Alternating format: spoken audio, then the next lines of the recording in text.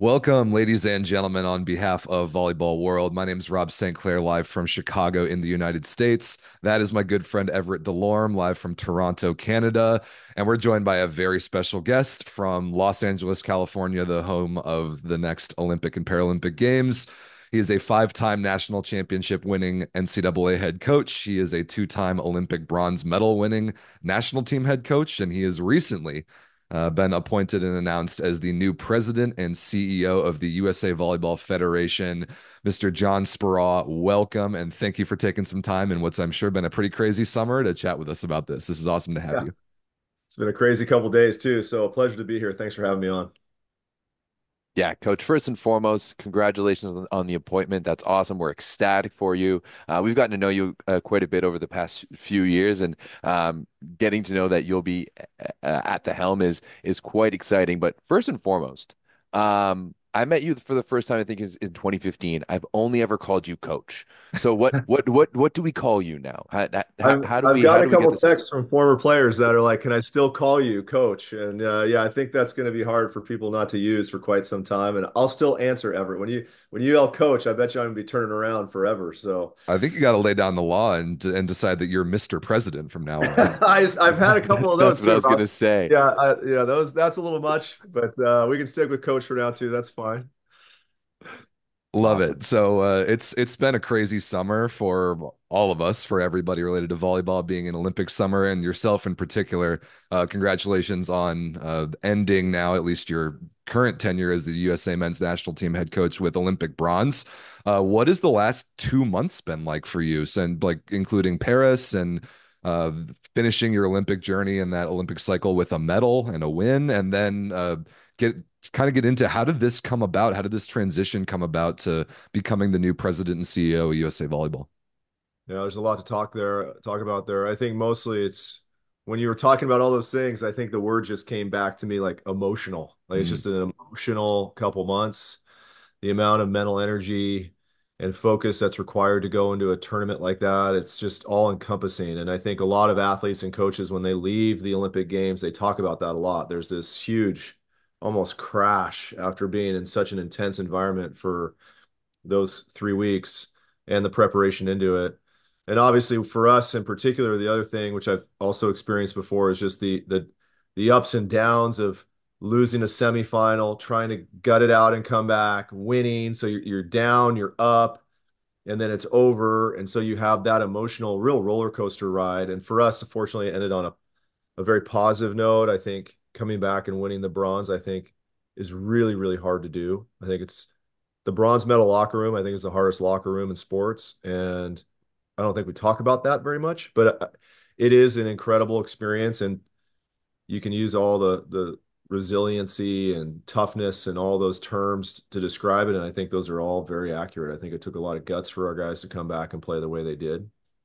And so you have that moment in time. And then I too, you come back, you're just like, you're trying to re-engage with the real world, and that's hard to do because you've been so sequestered in a village and in this unique environment, and come back to going down the street and getting a gallon of milk for your wife. It's just hard to wrap your brain around. And then all this happened, all this transpired in that period of time. So I had a singular phone call early before the Olympics about the possibility, like an intro, like what do you think? And I was pretty direct. I didn't know what USAV was looking for. And I know who I am and I know what I could offer. And I also know what I don't offer. And I was pretty clear about that because what I ultimately wanted was the best for USAV. And I stated that. I said, listen, this is who I am. This is what I can do. This is what I think about the environment and the ecosystem. And here's how I could help. If you think you need these things that I don't do, then you need to go find somebody else and I'll keep coaching. And I just want the best for USAV.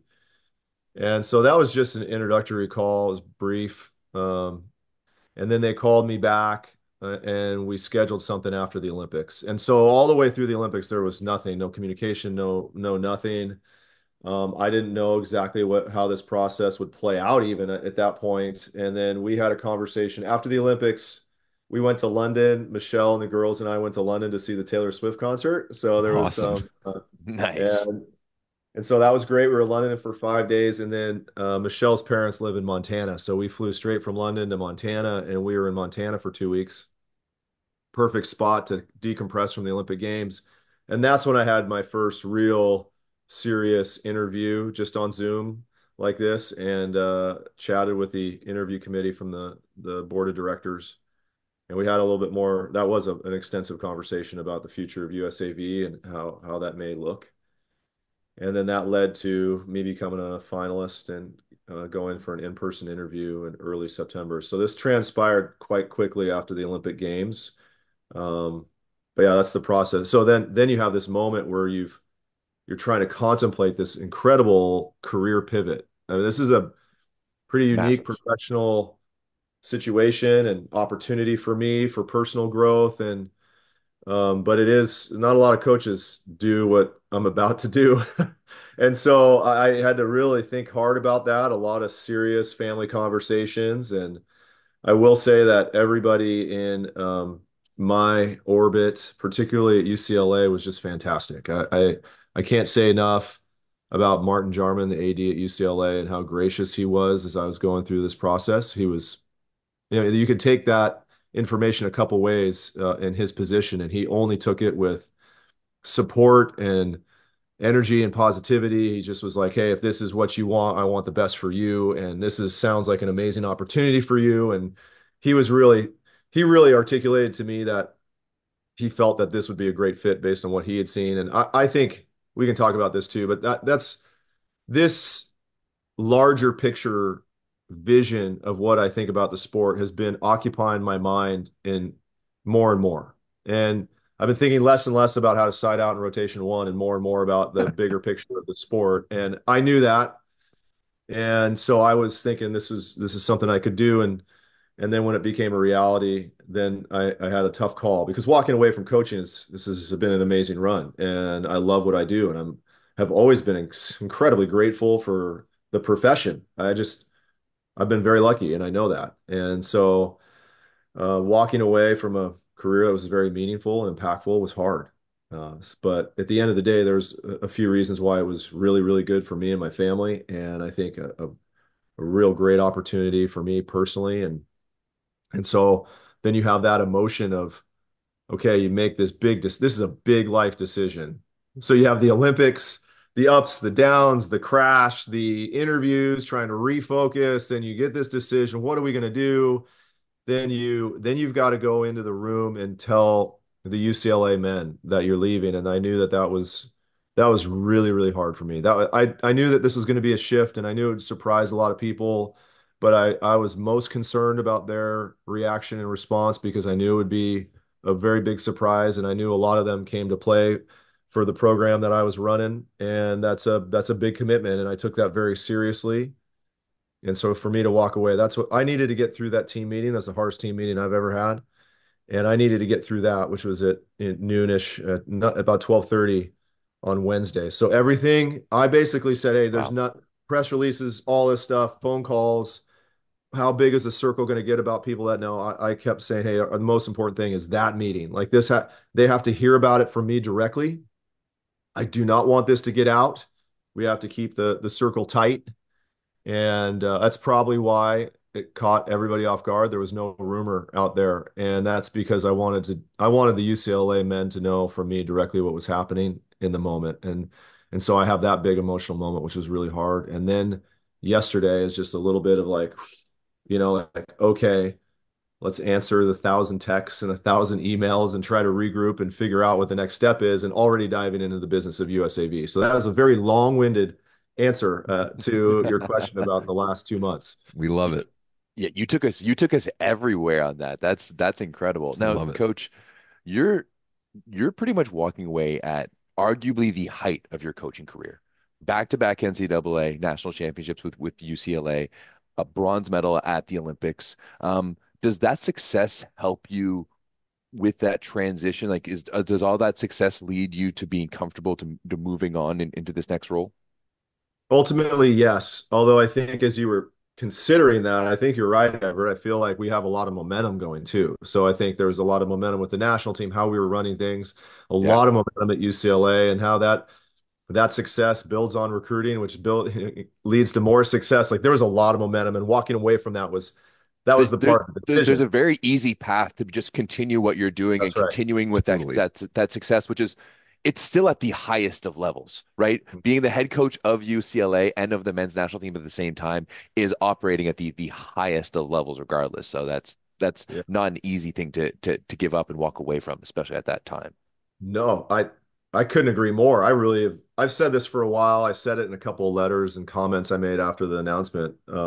I felt I had the two best jobs in the world. I hear a lot about, I see a lot and talk to a lot of coaches that are coaching professionally overseas at these iconic clubs. And I know the support, what they make, the contract length, and all that stuff, and everything in the United States right now in the university landscape is amazing. And here I am at this incredible school where I went to school and have so much World emotional class, yeah. connection to. And so yeah, walking away from UCLA and then the national team, that was tough. And so you consider on one end the momentum and being at this place. And then you also consider, okay, you could walk away at the top. And what we always tell our athletes is we should embrace change. We should be willing to get into uncomfortable situations because I'm comfortable, right? I got all the momentum. I'm at my school. I've got the system down. I don't have to think about a lot of stuff anymore. I'm on autopilot on half the stuff I need to do because I've been doing it for 20 something years. And or you embrace this new path that could be uncomfortable, and but that's what you want to tell your athletes to do. It's what we tell our athletes to do. Embrace change. We're gonna ask you to do things differently. We're gonna teach you to do things in a different way. We want you to embrace that because that's where real learning and growth occur. And sometimes we need to take our own advice. And so on the other side of it, it was me saying, "Hey, this is a really, I've been afforded a really unique and special opportunity. And for me to do this at this stage of my career ultimately was just too good to pass up." And not very many people in sports anywhere get the opportunity to walk away from the competition side of it, either at the top or close. That's rare. And Mic drop. yeah, to drop the microphone after two national championships and a bronze medal. That I'm sure that did hit a certain emotional way.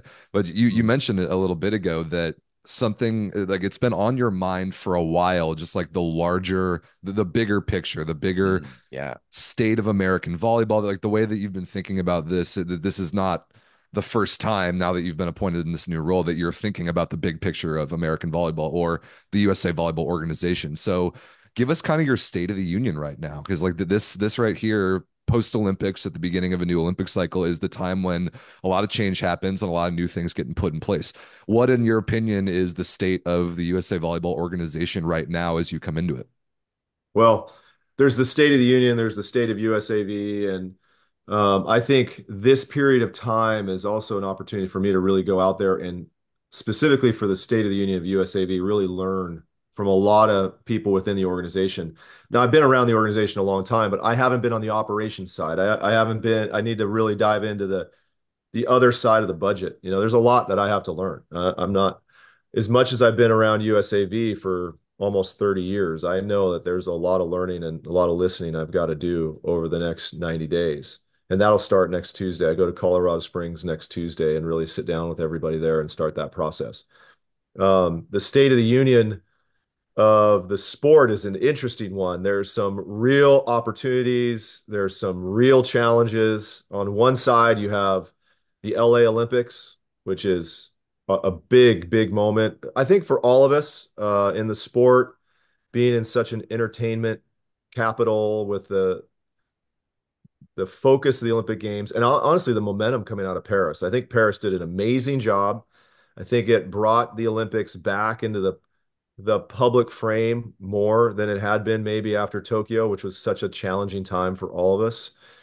And so I think I'm excited about LA, and that has to be a really big focus about how we utilize that moment for our sport in the United States of America, but also globally. So that's an amazing opportunity. I think the growth of women's professional sports and the launch of a domestic pro league in the United States and in general where women's sports has gone is an incredible opportunity for all of us that we hope we can continue to build the sport in all directions. I mean, the exposure that that is giving us now, and you've seen it in the Big Ten, just the crowds, the television. Now it's on Fox on Sundays. It's the women's volleyball is currently leading a path that we all hope we can all go down the future, right? We hope that this leads to a men's pro league and more men's network exposure. So I think that the opportunity with women's pro sports here and the leagues is just it's a real positive for where we're going. I think the challenges are what's going to happen in the NC2A and what's happening with the House settlement. I know there's even news today about it and news every day about it. And I feel I know a lot about that. I've been paying attention to this quite uh, closely. When you're coaching a men's Olympic sport, you have to have have your attention on these issues. Al Skates, my mentor at UCLA, was very good about teaching me about that. He was at UCLA when they cut men's swimming, men's gymnastics, and men's water polo in the early 90s. I was playing for him at that time. And Wow. I watched how he responded to that from a fundraising perspective. He didn't start complaining. He just got to work and really did a great job of protecting us. And I learned about philanthropy, financial support, revenue streams. What does that mean for strength? And I've taken that with me everywhere I've gone. And so we have to be really aware of what's going on in the NC2A level and how that could potentially affect our talent line, our talent pool. Women's volleyball, we all think, I mean, everybody just thinks right now, but we all think it's going to be fine. But if you're talking about men's volleyball, beach volleyball, I just think this is a pretty unsettling time because there's so much uncertainty. And so we have to have alternative plans for what to do if things are challenged at the way they could potentially be challenged. And I think we're coming through the House case pretty well from what I understand and hear from coaches and what's going on at UCLA. We're going to be fine. What happens with potential employment down the road? That's a very big issue, I think, for collegiate sports moving forward. Yeah. Absolutely massive. I mean, Rob, you would know a little bit more about the world of American collegiate sports, than I would. But um, now, when when you're looking at, you said earlier in one of your statements, that you were ready to lead and you were ready to serve. Mhm. What kind of energy are you going to be looking to bring to this new role? I think energy is an attribute I bring. As we were talking about, this is getting a little bit internal to USAV, where we are as an organization, the culture of the organization, what my thoughts are on culture. I, I'm ready for that. I'm ready to walk in and let's get to work. I'm fired up. I think the energy that you bring is very important. I think we could be um, just, I think this could be fun. You walk into a room and you're with a group that's really trying to make a difference in performance on the volleyball court, Olympic medal opportunities, and the experience that young people have when they come into our game. And how do we elevate that experience? How do we help everybody improve that? How do we grow the game? How do we lower the cost of entry? The barriers of entry are interesting, right? I think this is a club-based sport. I think we're all aware of that. I mean, is there something we could talk about there? What are some of the creative ideas? Who are the thought leaders in our sport that we could bring together to really talk about how we can make our game better, more accessible? I think these are really fun. This is what I want to be doing. I want to make an impact, and the reason I said I want to serve is I think I'm in a position right now where I have these relationships that are broad-based throughout the environment, and I want to do my part to try and bring smart, creative problem solvers to the table to make our game better. And I believe we can do that at USAV. We can be a leader in making that happen. I think we should. And there's a lot of exciting things going on. Volleyball world. I mean, this is the investment of private equity into the volleyball space. As we mentioned, just the TV on the women's side, the Olympic moment, which was so positive. And then we have LA coming. So this is an exciting time to get the right people in the room to talk about what we need to do next. it's easy to be energetic about. We are too. I Exactly. mean, yeah. Yeah, that's right. It fires me up. I'm ready. I really am ready to go. I really do want USA Volleyball just to be, I want us to be gold medal standard. That's one of the values that is already there. That's previous leadership has put together the values and the mission statement and all that. And I reviewed that pretty closely going through this process. And I agree with that 100%. And that resonates with me because we've been trying to be gold medal standard on the volleyball court, but we need to be gold medal standard as an organization. And then we've stated that in the past. So what does that mean? How do we interact with the public? How do we lead this sport? What is our presence within it? I think that all deserves some reflection and making sure that we are on path to really live up to that standard. Well, that's actually kind of something I was about to ask, is it's obviously really early. Technically, you haven't even started the role yet until October 1st, a couple days from now. But Right. other than just Olympic medals, which is an easy thing to quantify, Mhm. what is success in this role and for the USA Volleyball organization? What does that mean to you at this point?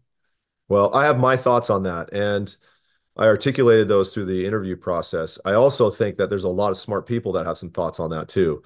And what I'm really going to plan on doing is really going through a pretty significant assessment. You have a lot of people. This is a broad job. Oh, You yeah. have the regional structure, which organizes the country into different segments, and they all have their own independent leadership and their own independent, valuable perspectives that I may not know. What's going on in the Northeast? The business people there? What do they see in this ecosystem? I need to learn that. What do they think the impact should be? You have the board of directors, you have the foundation board, you have a group of constituents that are outside the USA Volleyball business, but they're contracted out. They're tournament co-owners, and there's this huge club directors. There's this huge environment around USA Volleyball that is all looking for USA Volleyball to be a presence of strength and of vision. And vision is really making sure that we understand everybody's perspectives. I really think diversity is so important. And we have a lot of diversity in USA in the volleyball landscape of the United States. And honestly, like I want to talk to Finn at Volleyball World. Like I want to talk to the leaders at the FIVB level. Where could USAV be? What do they see as strengths and weaknesses? Where could we be better? I want to I want to get all these perspectives and put it together and really put my brain on that and then come out and say, hey, this is what I've learned from you. This is what we've all said. Here's some of the best pieces of information. We're going to coalesce this. We're going to make a decision. We can't do it all, but here are the ways we can make a difference and lead. And to me, that process is really exciting to me. It's going to take some time. This is a broad job. Everybody talks about the 90-day plan and woo, got to hustle here. Got to hustle. There's a lot of conversations to be had if it's going to be 90 days. But there's a lot of really good people out there with a lot of good information that I really want to listen to and coalesce that information and put together a path moving forward. Now, Coach, you're not the first national team head coach to make the jump from coaching the men's national team to the CEO and president of USAV. Right. Now, what inspiration can you take from Doug Beal and his not his old, sorry, but his past experiences in that role? He Mhm. was there for so long and did so many great things for the organization. Is Sure. he someone that you can, lean on and chat with throughout this? Oh, absolutely. Doug's been great. He hired me for the national team job, and we've been close all these years. He's still so amazing about staying in touch, and he watches every match and sends me texts. I mean, he's been an unbelievable supporter for me. He did not know about this, so this was a surprise for him too. So he's been really excited over the last day and a half. Um, I want to talk to him. I want to talk to Jamie. I want to talk to everybody. I've had great relationships with everybody. I've really appreciated what Jamie Davis has done for me. He was always accessible and very transparent about budget issues and these things. He's left USAV in a very good financial position. So these are past leaders that can really, again, talking about the different people that I could talk to that could guide and inform how I choose to move forward. It's very important. And I think Doug's experience is invaluable. I also know that there's this perception of coaches too. I mean, I'm sure I haven't even talked to Doug about this, but I would think that the expectation is a coach comes into this position and you understand the FIVB and the international landscape, you understand the performance side of the house, you have good relationships with the broader volleyball community, you have those things. Then there's this other side of the house, which is the operations, the revenue generation, the business side. And so I need to make sure that I'm really good there. And I need to talk to Doug about how he made that transition. I need to talk to Jamie because he was very good there. I need to make sure that we build an executive team that handles this again at a gold medal standard all the way across. I cannot do this breadth of the job, the international landscape, the drive to LA, the relationships with all the different entities, there's just these the regions, the club directors, the tournament landscape. This is a big job. I am humble enough to know that I cannot do this all by myself. And what I have done really well over the course of these years is build great teams. And we're gonna build a great team for USAV, and that's my number one task. I want to find out what we need, how we need support in certain ways, where we're strong, how we continue to build on those strengths. What do we need to stop doing? Is there something that we're doing right now we need to stop? And what do we need to start that maybe we're not doing? So these are the three critical questions I think moving forward, and making sure that we really understand how to be great at each individual one, right? I mean, that's you can be great on offense and crummy on defense, you're not going to win. And if we need to be better at defense, you go out and you hire Javier Weber and you decide, okay, we need to augment our intellectual capacity in this particular area. And that was 100% natural to me. And that's going to be 100% natural to me in this leadership position as well.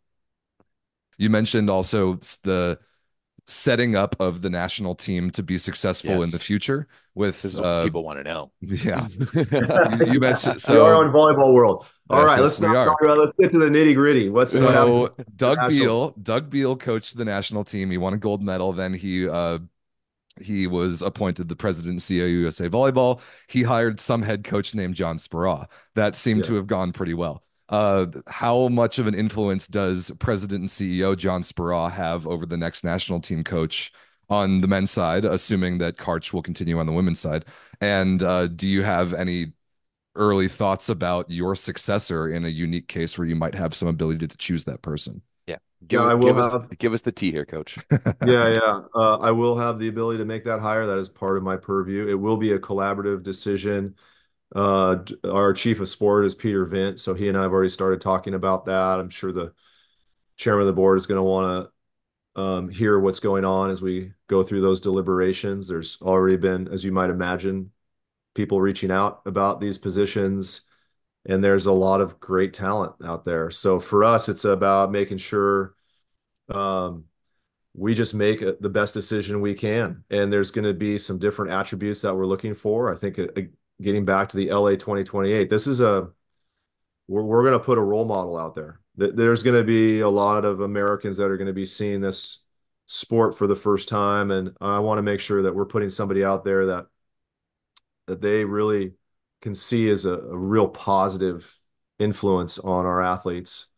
But there's a lot of, like I said, there's a lot of options in that regard, and I know a lot of them very well. This is going to be a challenge. I think we need to do it, as John Wooden said, be quick, but don't hurry. So I think, it is an important decision. It's probably my very first big one, I would imagine. I can already tell there's a lot. They've been waiting for a while. So my first job, my first day might be October 1st, but it's already happening. So, but I would imagine my first big decision is going to be that.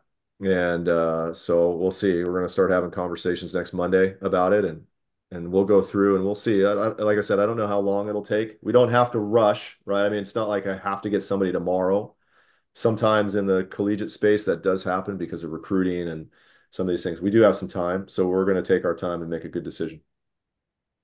You, looking towards LA 2028, you mentioned that finding, the men's national team head coach is going to be your first challenge. What are some of the other challenges you foresee having to overcome, and not only, taking on this new role, but preparing to host an Olympic Games in 4 years' time?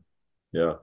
I think I mentioned it a little bit before. It's just such a big job, and I think there's so much about how this job is going to demand execution, operationally, performance. There's just a lot of decisions that need to be made on a daily basis. And then there's how much of your mind, your intellectual time, your creative space is really focused on the vision for what we can accomplish heading into LA 2028. And I think I need to balance that.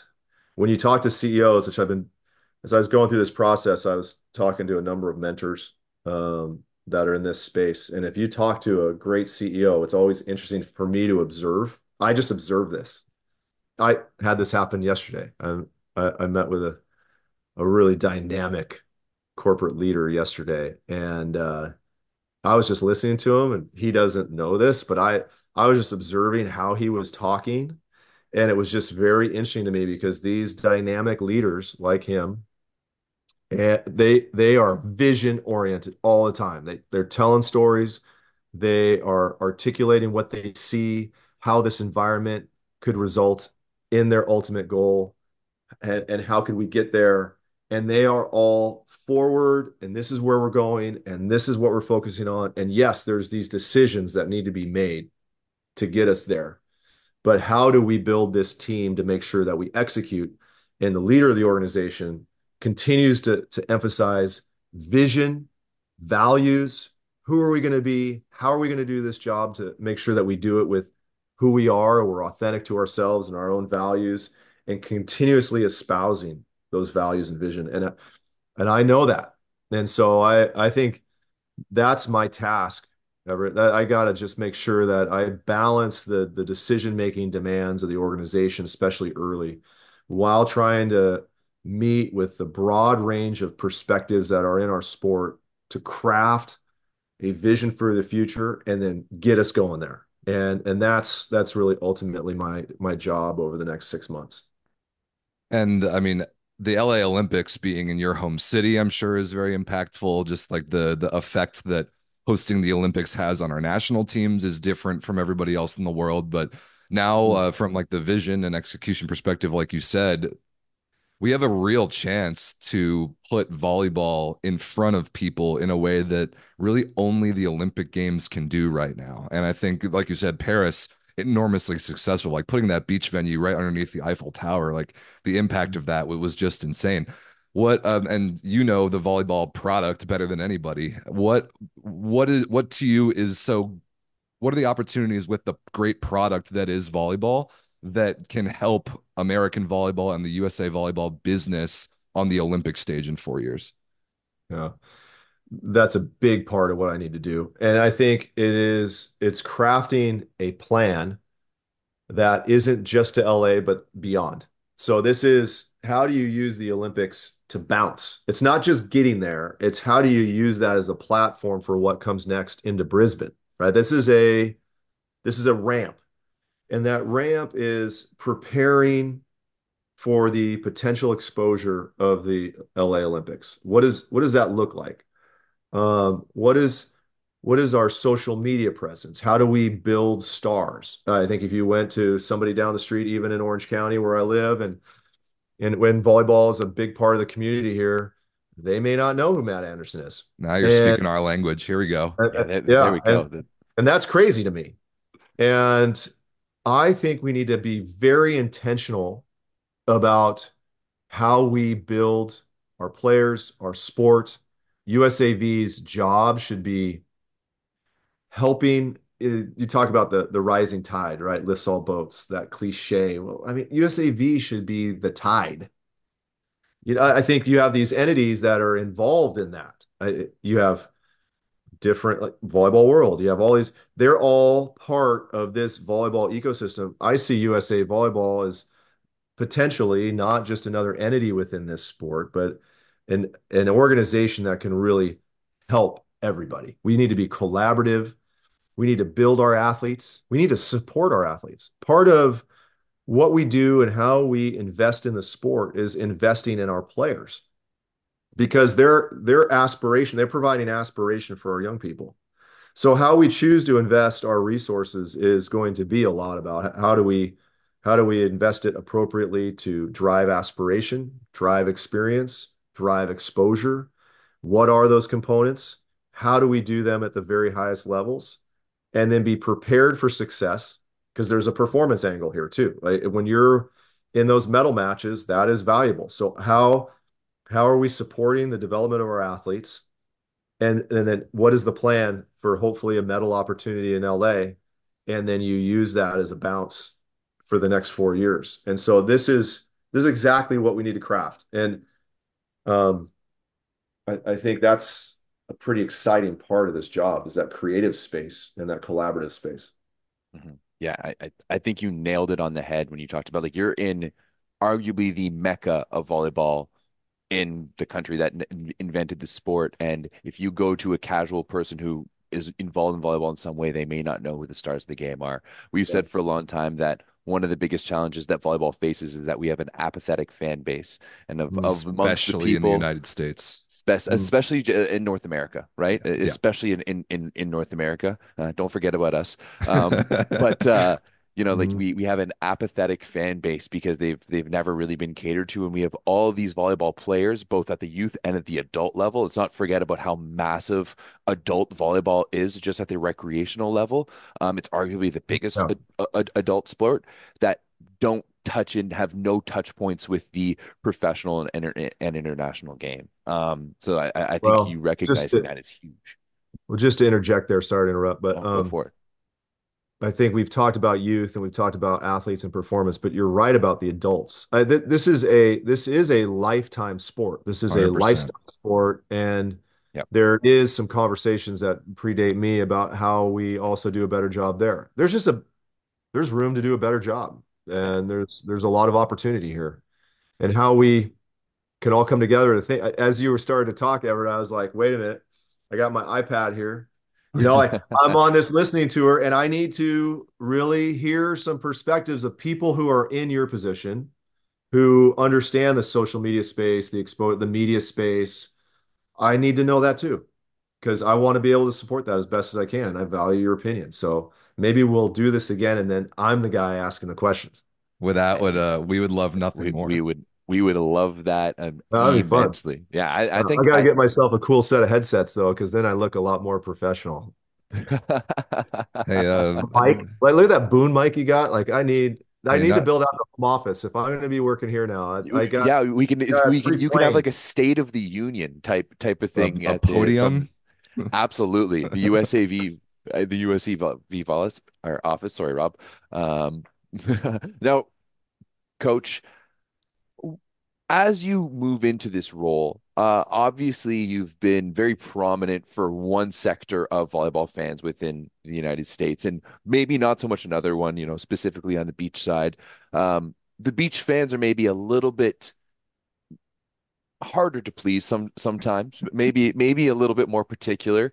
But what is your overall message to the American volleyball fan as a whole as you're coming into to this new role and with new responsibilities and now as we're pretty much entering a new era of USA volleyball.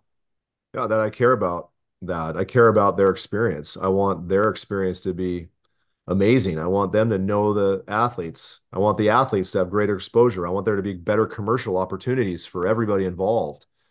I want there to be better events and more exposure on TV. And I want the women's pro leagues to all be successful. I want that the opportunity for volleyball to be more present in the media landscape so that an adult fan can turn it on and see it and start to continue to get more and more engaged and be a more of an active fan. This is, I want this to be a great experience. We talk about the kids already. What about the adult experience? How do they see the game? I think Volleyball World's done a great job. I'm not just saying that because I'm getting interviewed right now. And that their professionalism and how they've been intentional about how they present the game is, I think, very important. And we need to take lessons from that. And there's ways we can apply those perspectives and expertise to what we do across the landscape. And that means we need to work together to do that because we need to share information and understand that as this pie can get better. It's not about my little pie over here and not my little pie here. If we all work together, like the pie can get bigger. Mhm. This is not a standard size pie. We're talking about the Costco pumpkin pie. This big that, it's going to go bad before you can eat it all unless you have a real bender one night. But I think we got to think Costco pumpkin pie for the sport I here. hope the rest of the world gets to experience Costco and understands that analogy Yes, because that's right. It's a big pie. really big. The rising tide lifts all ships, like you said. Well, Coach, last but not least, and again, thank you so much for your time and your transparency and just your energy about this. The given again, because we've got probably have an international audience watching this, what do you want the world to know, and how do you want the world to view American volleyball, not just like the USA Volleyball Organization, but Mhm. volleyball in our country? How do you want the rest of the world to see us? Well, I think they see us really well. When I'm overseas and I'm representing the United States, I see a lot of enthusiasm for our players, our team, the way they represent themselves on the court. I think our demeanor, how we interact with the fans, our guys are great about that. Um, I would like that same type of attitude and energy and positive vibes to be considered across the landscape. And you mentioned beach, Everett. We haven't talked very much about that. We need to make sure we have equal investment there. Like, how do we do that? How do we serve our athletes on the beach side? How do we make sure that they have those same type of experiences when they're in the FIVB events? How the North America landscape is very important. It just has great economy. It has great commercialization opportunities. And I've not yet had conversations with the FIVB or Volleyball World about what they want to do to access the North America media market. But we want to play a role there. We want to be beneficial. We want to be helpful. And if we can grow that market, it helps volleyball worldwide. It helps everybody. We start having a bigger pie than Costco. And and so we have to make sure that the world knows that there's a very deep interest and intention to grow the entire game. We want to be a partner in making this sport the best. We want this to be a breakout moment at the LA 2028 Olympic Games. Fantastic. Couldn't have said it better. Well, Coach, we're excited for the new era. We're excited for the USA Volleyball Organization under your leadership and just everything that it can and will do for the sport in my country and in Everett and I's continental region. And heading through the LA 2028 Olympics before, during, and after. And we are extremely excited about that. So thank you in advance for serving our sport. And thank you for your time again. And Yes, we're very excited much. to be on the other side of whenever you want to grill us about any little piece of the pie that we know about. We are happy to take that phone call. I'll put it that way. I am going to take you Yeah. up on that because I caught myself a couple times as you were interviewing me saying, I think, because this is what are your beliefs right now? I've Yeah, gone through the whole interview process. It's all I think. It's not what I think. It's what we think. It's our expertise. And I use the word craft a few times. This is a creative moment in time for USAV for all of us to come together and to build a path for the future. Every time there's a change in leadership, it's an opportunity for reset. It's an opportunity for different perspectives. I genuinely valued when a freshman would show up. Now, most people think a freshman doesn't have value to contribute because they haven't been around long enough or they don't have any experience to build their opinions on. And I found it to be totally different. There's an objective view that comes in where they have this expectation and maybe it's not met, or they have this thought and they say, oh, this is great. That they have this objective moment in time. And that objective moment in time is very, very valuable. And I recognize that I'm in that position. I'm the freshman coming in with an objective moment in time. And I want to use this time to really make sure we build a collective path forward. Yeah, that's so impactful. And Coach, once again, thank you so much for taking the time for Yeah. speaking for us to us today. I can personally say that we're very happy for you, just in general as a person Absolutely. for this appointment. And also, whenever you want to chat with us, we have a lot of opinions. That's what I need. I'm gonna get a lot of opinions. That's for sure. There's not Everett and not I gonna be know. lacking opinions. Everett and I have, No, have never been opinionated now on that never, front. not No, I once. love it. I've actually thought it'd be fun to really just almost podcast or interview me on a weekly basis about the process of shifting from coach to CEO. Yes. Yes. I think a Content year, coach. Yes. 2 years from now, I think it'd be a fascinating case study, right? I mean, I think it's going to be really a dynamic moment in time for me personally, and I hope a dynamic time for everybody in volleyball. We're in. Consider this Yeah, episode 0 of the series. yeah, Okay, absolutely. sounds good. We know some people who can make that happen. We do. All right. Thank you, coach. And thanks everyone for watching. Happy volleyball to you all.